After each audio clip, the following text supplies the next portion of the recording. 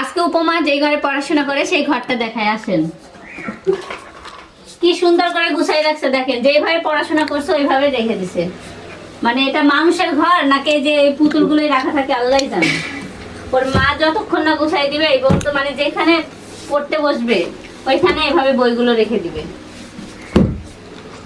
ওর মা দেখলে দিবেনি, মানে যখন যেভাবে পড়তে বসতো ওইভাবে রেখে দিছে। ফুলের ইয়ার ওরে বাবা, এইদিকে সাইকেল রাখছে দেখেন কি করে। এর কীর্তি দেখলে মনে মনে রাগ উঠে অনেক সময়। এই গাছটা তো মনে হচ্ছে পড়েই যাবে। মানে যখন যেখানে যা পাইছে সুন্দর মতো ওইভাবে রেখে দিছে। এইটা এখানে রাখার জিনিস, মানে যেগুলো যেভাবে রাখার দরকার কোনো কিছু সেভাবে রাখবে না।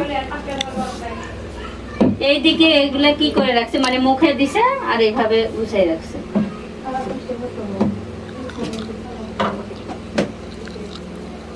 এইরকম ভাবে গুছাই রাখবে, ঠিক আছে? পড়াশোনা শেষ করে টেবিল সবসময় অপরিষ্কার করে রাখতে হয় না।